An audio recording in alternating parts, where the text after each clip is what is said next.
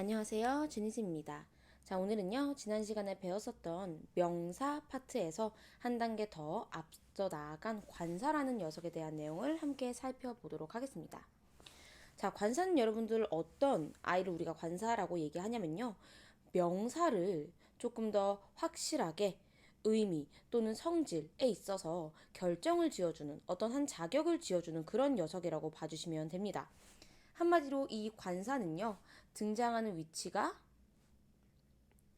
명사 앞에 쓰이게 되면서 그 명사에 대한 어떤 명확한 의미 또는 성질을 설명해주는 녀석이다라고 봐주시면 될 것 같아요. 그래서 아래쪽에 교재에 나와 있듯이 관사는 우선 종류는 세 가지인데 a, on, the 이다. 그리고 이 관사는 명사 앞에 쓰이며 하는 역할은 그 명사의 의미를 명확히 해주거나 또는 의미를 보충해주는 그런 역할을 한다. 한마디로 a, on, the 라는 이 관사 자체가 어떤 의미를 부여해주는 녀석들이구나 라는 걸 봐주시면 되겠습니다. 그중 첫 번째로 우리는요, a, on에 대해서 한번 보도록 하겠습니다. 우선 a 또는 on은요, 공통점이 있는데요. 바로 뒤에 어떤 명사가 나와야 되냐면요. 우선은 셀 수 있는 명사가 나와야 돼요. 게다가 셀 수 있는 명사 중에서도 단수형, 수량으로 따지면 딱 하나를 가리킬 때만 우리가 관사 on을 사용하게 됩니다. 한마디로 어나 on이라는 이 관사는 바로 뒤에 나오는 명사가 셀 수 있으며 단수형일 때 그런 의미를 명확히 해주는 아이들이다라고 봐주시면 되겠습니다. 그러면 우리가 어쩔 때 어를 쓰고 어쩔 때 on을 쓰느냐, 그거는 구분이 들어가 줘야 될 것 같은데요. 한번 필기하고 넘어가도록 하겠습니다. 우리 관사 중에서 지금 보고 있는 어랑 어는 공통점은 셀 수 있는데 단수형 명사 앞에서 사용된다 했죠. 근데 어 같은 경우는요, 바로 뒤에 나오는 단어가 자음으로 시작되거나 또는 자음으로 발음이 나는 단어일 때입니다.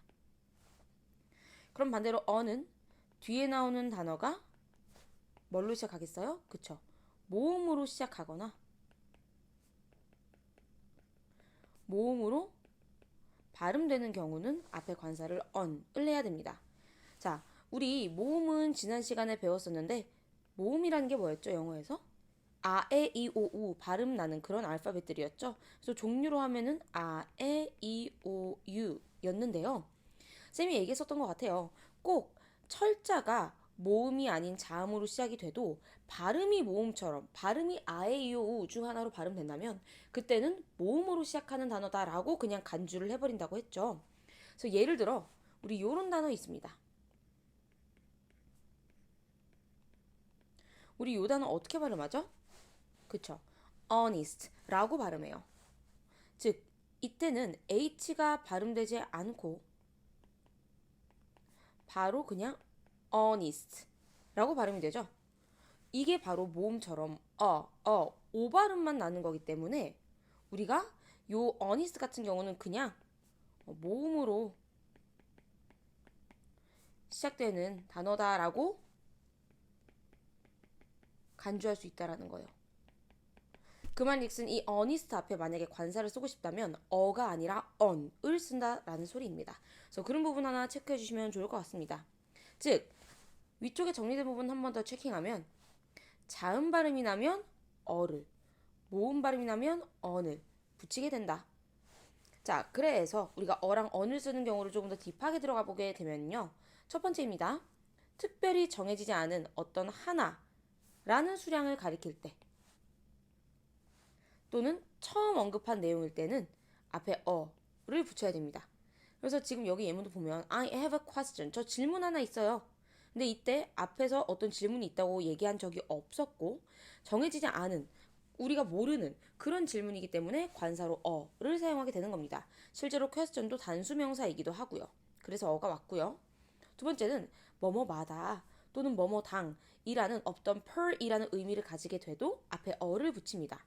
예를 들어 옆에 예문을 확인하시면 He reads two books. 그는 두 권의 책을 읽는다. A week. 일주일마다 또는 일주일에 뭐뭐마다 뭐뭐당 이런 의미 들어갈 때는 관사 어 또는 on 붙이는 경우고요. 세 번째, 부류를 통칭할 때인데요. 통칭이라는 단어 어려울 수 있는데 이런 거예요. 우리 뭐 비둘기, 까치, 독수리 이런 종류들을 모두 다 하나의 집합으로 묶을 수 있는 단어가 뭐죠? 새죠. 그러니까 그런 것들이 통칭할 수 있는 단어다라고 얘기해요.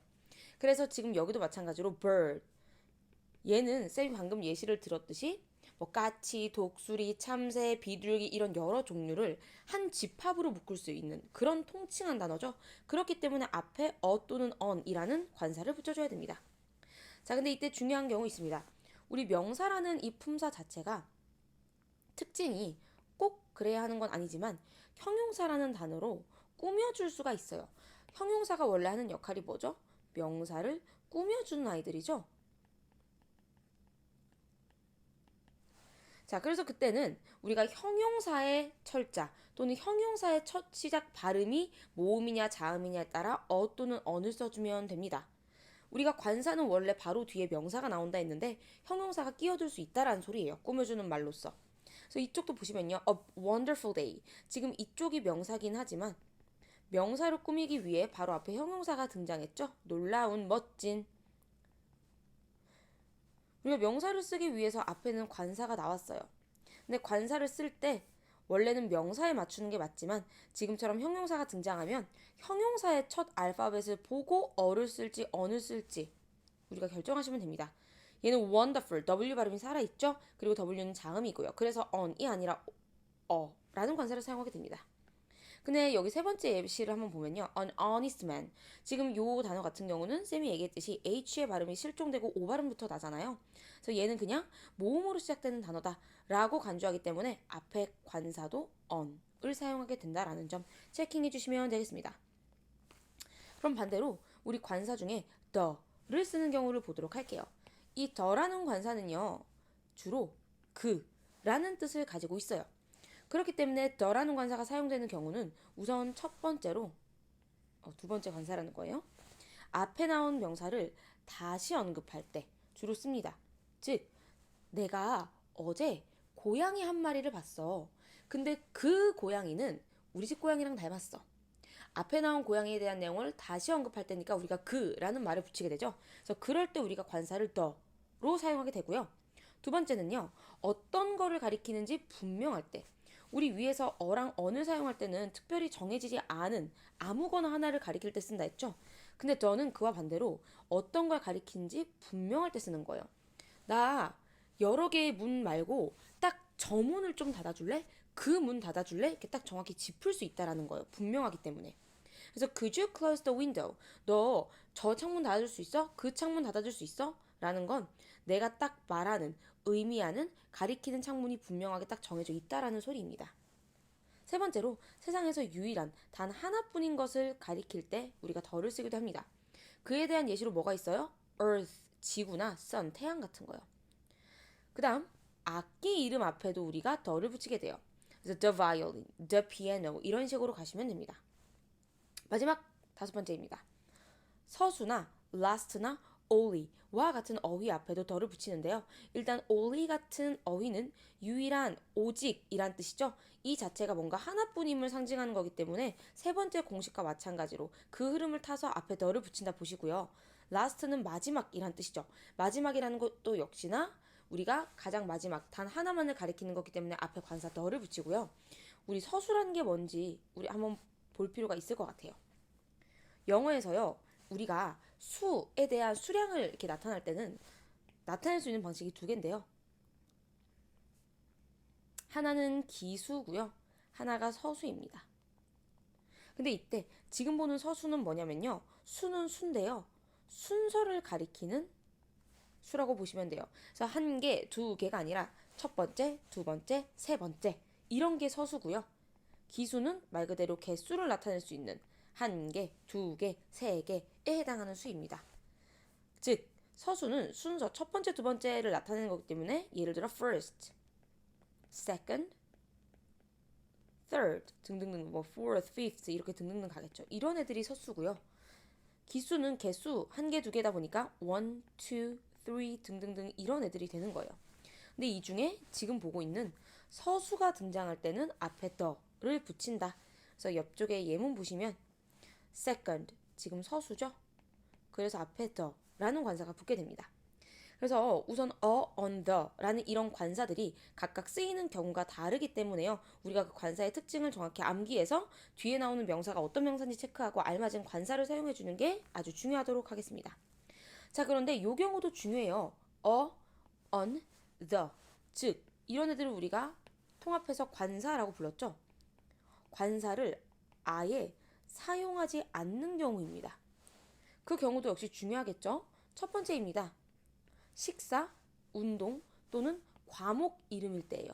뭐 breakfast, lunch라든지 뭐 soccer, baseball이라든지 뭐 English, history라든지 이런 과목이나 운동, 식사 이름 앞에는 아무런 관사도 붙이지 않습니다. 두 번째로 우리가 by 뒤에는 교통수단이나 통신수단에 대한 내용을 할 수 있는데요. 뭐 by bus, by subway 뭐 이런 식으로요. 근데 그럴 때 그 교통이나 통신수단 바로 앞에는 on the와 같은 관사를 붙이지 않습니다. 그래서 bus, subway, taxi, phone, email 앞에는 관사를 붙이지 않는데 이때 중요한 거는 무조건 붙이지 않는 게 아니라요. by라는 전치사가 나왔을 때만 뒤에 관사를 붙이지 않는 겁니다. 세 번째 경우입니다. 장소가 본래의 목적으로 쓰일 때는 우리가 관사를 아무것도 쓰지 않습니다. 그게 무슨 말이냐면요. 우선 go to school 같은 경우는 학교를 간다라는 행위인데 우리가 학교를 왜 가죠? 등교하거나 공부를 하러요. 그래서 그런 목적의 의미로 얘기할 때는 우리가 school 앞에 아무런 관사를 붙이지 않아도 돼요. 그리고 go to church, 우리 교회에 간다라는 표현인데요. 교회에 왜 가요? 기도 드리거나 예배 드리러 가죠. 그런 의미로서 교회에 간다라고 얘기할 때는 그 장소와 목적이 일치하기 때문에 장소 앞에 아무런 관사도 붙이지 않습니다. 그런데 만약에 이럴 수 있습니다. 예를 들어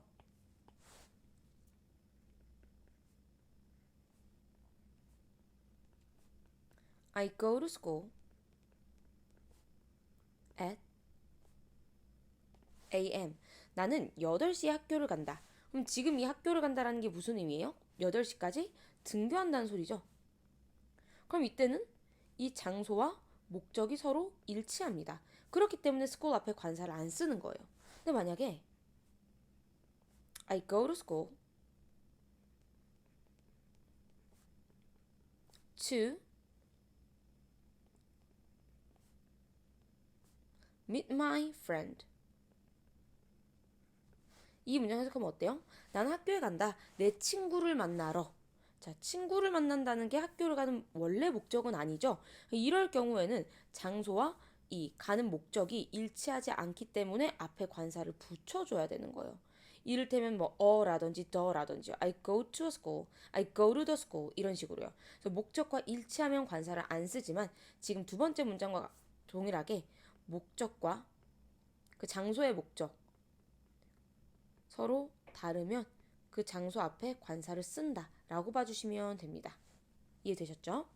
그래서 우리가 지금 이 파트에서는 명사 바로 앞에는 항상 관사를 붙여줘야 되는데 그렇다면 어쩔 때 어떤 관사를 사용하고 반대로 관사를 아예 안 붙이는 경우가 있던데 그건 또 어떤 경우지? 확실히 구분해서 암기해 주셔야 되고요.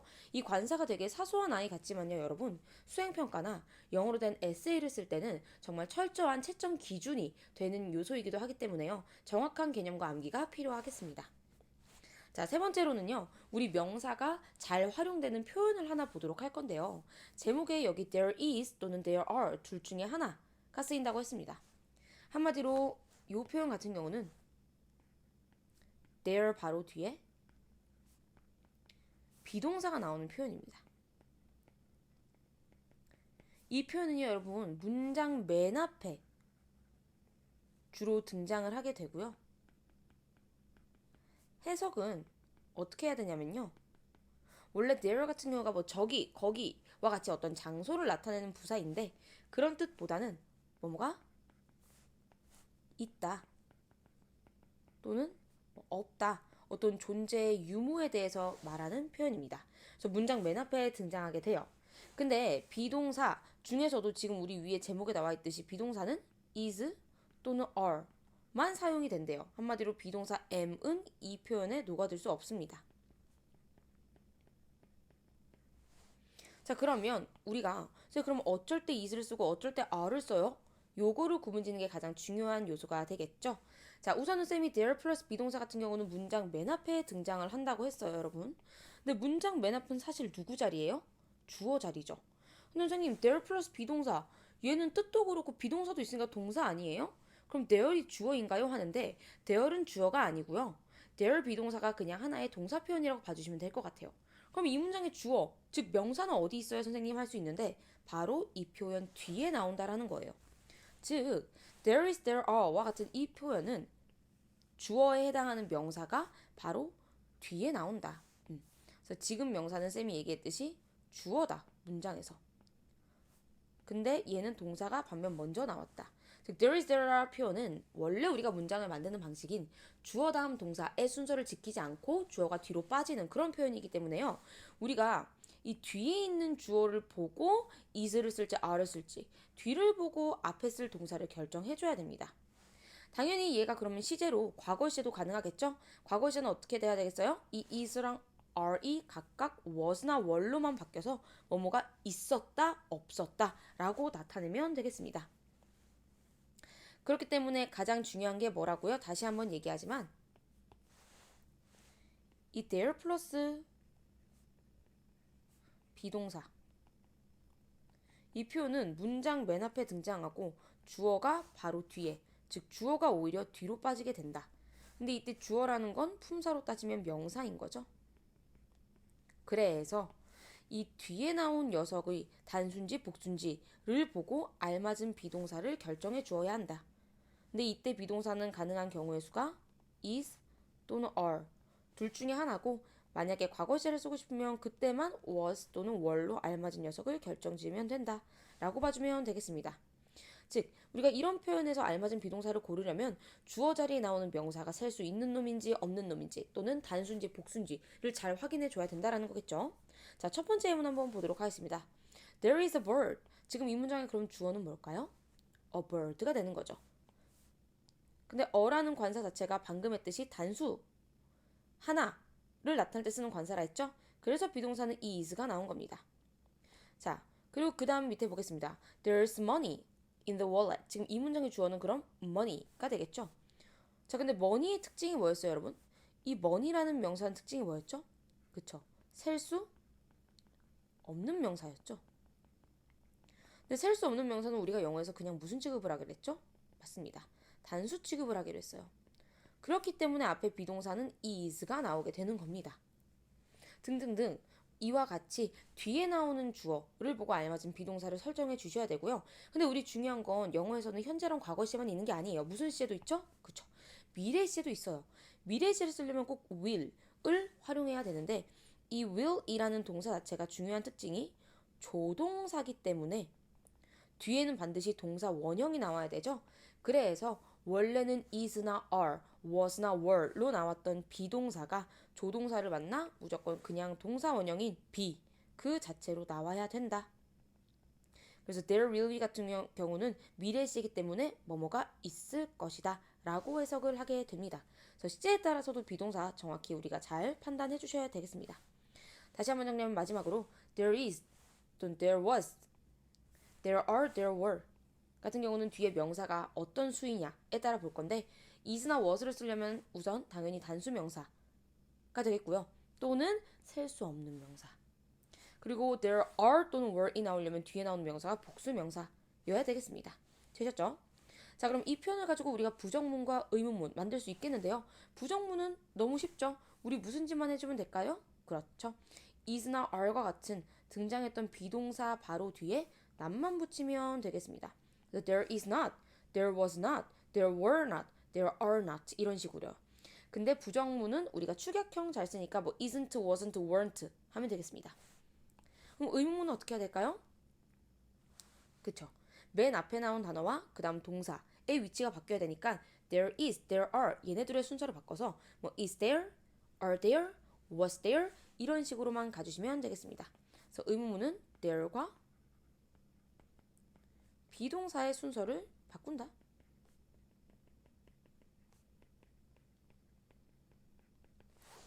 그리고 의문문이다 보니까 우리가 답변하는 방식도 알아야 되겠죠? 그러면은 그냥 yes or no 둘 중에 하나로 시작하면서 there is, there are 물어봤던 문장에 쓰였던 그 비동사를 활용해서 그대로 내려와 주시면 되겠습니다. 이런 식으로 이 there is, there are 이 표현이 상당히 많은 친구들이 이 표현은 주어가 바로 뒤에 나온다. 앞에 있는 게 주어가 아니다. 라는 개념을 상당히 고학년이 됐을 때도 모르는 친구들이 있기 때문에 미리 저학년일 때 개념을 확실히 잡고 들어가도록 하겠습니다. 자, 여기까지 우리가 명사에 대한 모든 내용, 즉 명사라는 품사 자체에 대한 설명과 그리고 그 명사에 대한 자격을 부여하는 관사, 그리고 명사가 유독 자주 사용되는 there is, there are 표현까지 무려 3단계에 걸쳐서 총정리를 해봤는데요.